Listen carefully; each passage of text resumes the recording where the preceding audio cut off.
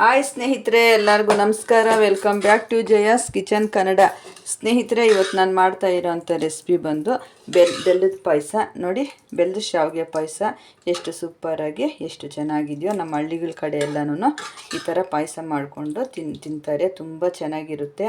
ಹಾಲು ಹಾಕ್ಬಿಟ್ಟು ಶಾವಿಗೆ ಪಾಯಸ ಮಾಡ್ತೀವಲ್ವ, ಅದಕ್ಕಿಂತ ಇದು ಬೆಲ್ಲದ ಪಾಯಸ ಸೂಪರಾಗಿರುತ್ತೆ. ನೋಡಿ, ಇದನ್ನು ಮಾಡೋ ವಿಧಾನನ ನೋಡ್ಕೊಳ್ಳೋಣ ಬನ್ನಿ. ನೋಡೋಕ್ಕೂ ಮೊದಲು ಯಾರೆಲ್ಲ ನಮ್ಮ ಚಾನಲ್ ನೋಡಿ ಸಬ್ಸ್ಕ್ರೈಬ್ ಮಾಡ್ಕೊಂಡಿರೋ ನೋಡ್ತಾ ಇದ್ದೀರೋ, ಪ್ಲೀಸ್ ಸಬ್ಸ್ಕ್ರೈಬ್ ಮಾಡಿಕೊಂಡು ಸ್ಕಿಪ್ ಮಾಡ್ದಿರೋ ಕೊನೆ ತನಕ ವಿಡಿಯೋ ನೋಡಿ. ತುಂಬ ಧನ್ಯವಾದಗಳು. ನೋಡಿ, ಬೆಲ್ಲದ ಶಾವಿಗೆ ಪಾಯಸ ಮಾಡೋದಕ್ಕೆ ಒಂದು ಫ್ಯಾನ್ ಬಿಸಿಗೆ ಇಟ್ಟಿದ್ದೀನಿ. ಈಗ ಸ್ಟವ್ ಅಂಟಿಸಿ ಸ್ವಲ್ಪ ತುಪ್ಪ ಸೇರಿಸ್ಕೊಳ್ಳೋಣ. 1 ಸ್ಪೂನ್ ಆಗೋಷ್ಟು ತುಪ್ಪ ಸೇರಿಸ್ಕೊಳ್ಳೋಣ. ತುಪ್ಪ ಬಿಸಿಯಾಗಿದೆ. ಈಗ ಗೋಡಂಬಿ ಸೇರಿಸ್ತಾ ಇದ್ದೀನಿ.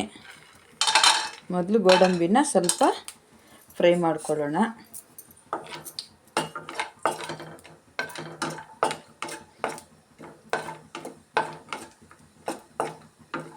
ನೋಡಿ, ಗೋಡಂಬಿ ಇಷ್ಟು ಫ್ರೈ ಆದಮೇಲೆ ಈಗ ದ್ರಾಕ್ಷಿ ಸೇರಿಸ್ಕೊಳ್ಳೋಣ. 2 ಸೇರಿ ಮಿಕ್ಸ್ ಮಾಡಿಕೊಂಡು ಈ ಥರ ಫ್ರೈ ಮಾಡ್ಕೊಳ್ಳೋಣ. ನೋಡಿ, ಇಷ್ಟು ಫ್ರೈ ಆದರೆ ಸಾಕು. ಇವಾಗ ಒಂದು ಪ್ಲೇಟ್ಗೆ ತೆಕ್ಕೊಂಬಿಡೋಣ. ಈಗ ಶಾವಿಗೆ ಹುರ್ಕೊಂಬಿಡೋಣ. ನೋಡಿ, ಈ ಬೌಲಲ್ಲಿ 1 ಬೌಲ್ ಆಗೋಷ್ಟು ಶಾವಿಗೆ ತಗೊಂಡಿದ್ದೀನಿ. ಶಾವಿಗೆನೂ ಹುರ್ಕೊಂಬಿಡೋಣ.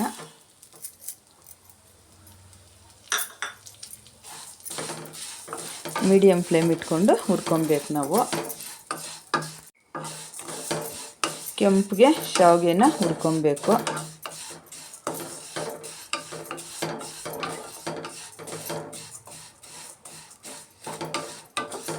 ಈ ಬೆಲ್ಲದ ಶಾವಿಗೆ ಪಾಯಸ ಹಳ್ಳಿಗಳ ಕಡೆ ಎಲ್ಲ ಜಾಸ್ತಿ ಮಾಡ್ತಾರೆ. ತುಂಬ ರುಚಿಯಾಗಿರುತ್ತೆ.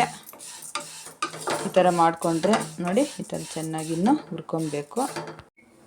ನೋಡಿ, ಉರಿ ಕಡಿಮೆ ಇಟ್ಕೊಂಡು ಈ ಥರ ನಾವು ರೋಸ್ಟಾಗಿ ಫ್ರೈ ಮಾಡ್ಕೊಬೇಕು. ಚೆನ್ನಾಗಿ ಈ ಥರ ಕೆಂಪಗಾಗೋವರೆಗೂ ಹುರ್ಕೊಬೇಕು.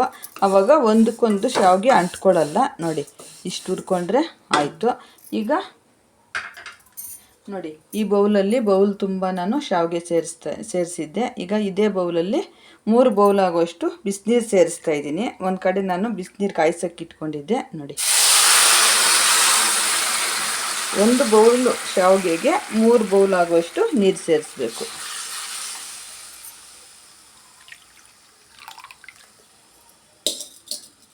ನೋಡಿ, 3 ಬೌಲ್ ಆಗೋಷ್ಟು ನೀರು ಸೇರಿಸಿದ್ದೀನಿ.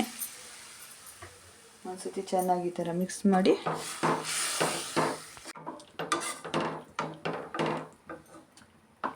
ಸ್ವಲ್ಪ ಬೇಯೋದಕ್ಕೆ ಇಡೋಣ. ಒಂದು ಲಿಡ್ ಕ್ಲೋಸ್ ಮಾಡಿ ಒಂದು 10 ನಿಮಿಷ ಚೆನ್ನಾಗಿ ಬೇಯಿಸ್ಕೊಂಬಿಡೋಣ.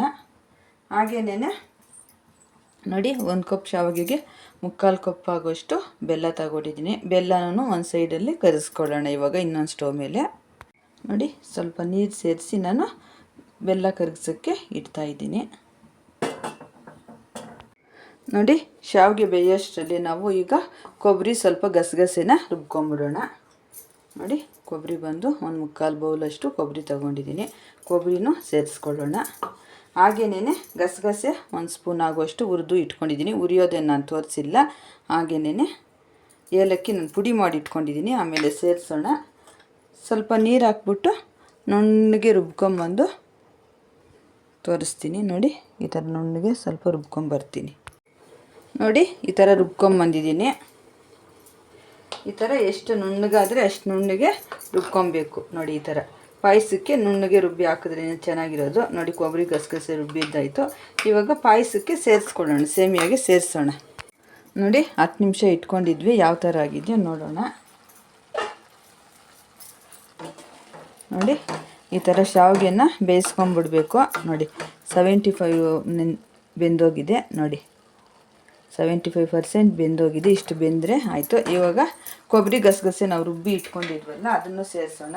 ಇದಕ್ಕೆ ನಾನು 1 ಕಪ್ ನೀರು ಸೇರಿಸಿ ಜಾರ್ ತೊಳೆದು ಸೇರಿಸ್ತಾ ಇದ್ದೀನಿ. ಒಂದು ಸತಿ ಈ ಥರ ಮಿಕ್ಸ್ ಮಾಡ್ಕೊಳ್ಳೋಣ. ಈ ಥರ ನೀರಲ್ಲಿ ಫಸ್ಟು ಬೇಯಿಸ್ಕೊಂಬಿಡ್ಬೇಕು. ಇಲ್ಲ ಅಂದರೆ ಗಟ್ಟಿ ಆಗಿಬಿಡುತ್ತೆ, ಚೆನ್ನಾಗಿರಲ್ಲ. ಒಂದು 5 ನಿಮಿಷ ಬೇಯಿಸ್ಕೊಳ್ಳೋಣ. ನೋಡಿ 5 ನಿಮಿಷ ಆಯಿತು. ನೋಡಿ ನಾವು ಬೆಲ್ಲದ ನೀರು ಸೇರಿಸಿದ್ಮೇಲೆ ಇದು ಶಾವಿಗೆ ಬೇಯಲ್ಲ, ಅದಕ್ಕೆ ನೋಡಿ ಈ ಥರ ಬೇಯಿಸ್ಕೊಂಬಿಡ್ಬೇಕು. ಈಗ ಬೆಲ್ಲನ ಒಂದು ಕಡೆ ಕರಗಿಸೋಕೆ ಇಟ್ಕೊಂಡಿದ್ದೆ, ಬೆಲ್ಲನೂ ಕರಗಿದೆ. ಇವಾಗ ಇದಕ್ಕೆ ಪಾಯಸಕ್ಕೆ ಸೇರಿಸೋಣ ಬೆಲ್ಲನ. ಸ್ವೀಟು ಹೆಚ್ಚು ಕಡಿಮೆ ಹಾಕ್ಕೊಬೋದು. ನಾನಿಲ್ಲಿ 1 ಕಪ್ ಶಾವಿಗೆಗೆ 3/4 ಕಪ್ ಆಗುವಷ್ಟು ಸೇರಿಸಿದ್ದೀನಿ. ನೋಡಿ ಈ ಥರ ಕರಗಿಸ್ಬಿಟ್ಟು ಸೇರಿಸ್ಕೊಂಡ್ರೆ ಆಯಿತು. ಬೆಲ್ಲದಲ್ಲಿ ಏನು ಗಲೀಜು ಏನಿಲ್ಲ, ಚೆನ್ನಾಗೇ ಇದೆ. ನೋಡಿ ಈ ಥರ ಒಂದು ಸತಿ ಚೆನ್ನಾಗಿ ಈ ಥರ ಮಿಕ್ಸ್ ಮಾಡ್ಕೊಂಬಿಡೋಣ. ಈಗ ಸ್ವಲ್ಪ ಏಲಕ್ಕಿ ಪೌಡರ್ನ ಸೇರಿಸ್ಕೊಳ್ಳೋಣ. ನೋಡಿ ನಾನು ಈ ಥರ ಪುಡಿ ಮಾಡಿಟ್ಕೊಂಡಿದ್ದೆ, ಅದನ್ನು ಸೇರಿಸ್ತಾ ಇದ್ದೀನಿ. ಹಾಗೆಯೇ ದ್ರಾಕ್ಷಿ ಗೋಡಂಬಿನ ಸೇರಿಸ್ತಾ ಇದ್ದೀನಿ, ಹುರಿದು ಇಟ್ಕೊಂಡಿದ್ವಲ್ಲ ಅದನ್ನು ಈ ಟೈಮಲ್ಲಿ ಸೇರಿಸ್ಕೊಳ್ಳೋಣ. ಹಾಗೆಯೇ ಸ್ವಲ್ಪ ತುಪ್ಪ ಸೇರಿಸ್ಕೊಳ್ಳೋಣ. ತುಪ್ಪ ಸೇರಿಸ್ಕೊಳ್ಳೋದ್ರಿಂದ ರುಚಿ ಡಬಲ್ ಆಗುತ್ತೆ. ನೋಡಿ ಹುರಿಯೋಕ್ಕೂ ತುಪ್ಪ ಹಾಕಿದ್ವಿ, ಇವಾಗ ಸ್ವಲ್ಪ ತುಪ್ಪ ಸೇರಿಸ್ಕೊತಾ ಇದ್ದೀನಿ. ನೋಡಿ ಇಷ್ಟೇ, ಸಿಂಪಲ್ಲಾಗಿ ಸೂಪರಾಗಿ ನಾವು ಒಂದು 10 ನಿಮಿಷಕ್ಕೆಲ್ಲ 10ರಿಂದ 15 ನಿಮಿಷದೊಳಗಡೆ ಎಲ್ಲ ನಾವು ರೆಡಿ ಮಾಡ್ಕೊಂಬಿಡ್ಬೋದು. ನೋಡಿ ಈ ಥರ ಬೆಲ್ಲದ ಶಾವಿಗೆ ಪಾಯಸನ ನಿಮ್ಮ ಮನೆಯಲ್ಲೂ ನೀವು ಒಂದು ಸಲ ಟ್ರೈ ಮಾಡಿ ಯಾವ ಥರ ಬಂತು ಅಂತ ಕಮೆಂಟ್ ಮಾಡಿ. ನೋಡಿ ಕಂಪ್ಲೀಟಾಗಿ ಎಲ್ಲ ರೆಡಿ ಆಯಿತು. ಇವಾಗ 1 ನಿಮಿಷ ಚೆನ್ನಾಗಿ ಬೆಲ್ಲದ ನೀರೆಲ್ಲ ಸೇರಿಸಿದ್ವಲ್ಲ, 1 ನಿಮಿಷ ಕುದಿಸ್ಬಿಟ್ಟು ಲಿಡ್ ಕ್ಲೋಸ್ ಮಾಡಿ ಒಂದು 3 ನಿಮಿಷ ಮುಚ್ಚಿಟ್ಬಿಡೋಣ. ಆಮೇಲೆ ತೆಗೆದು ನೋಡೋಣ ಯಾವ ಥರ ಆಗಿದೆ ಅಂತ.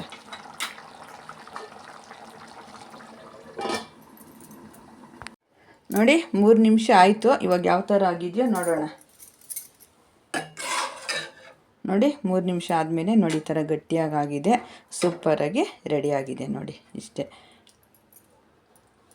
ಇವಾಗ ಒಂದು ಲಿಡ್ ಕ್ಲೋಸ್ ಮಾಡಿ ಬಿಡೋಣ. ಇಷ್ಟೇ, ಕಂಪ್ಲೀಟಾಗಿ ಬೆಲ್ಲದ ಶಾವಿಗೆ ಪಾಯಸ ರೆಡಿ ಆಯಿತು.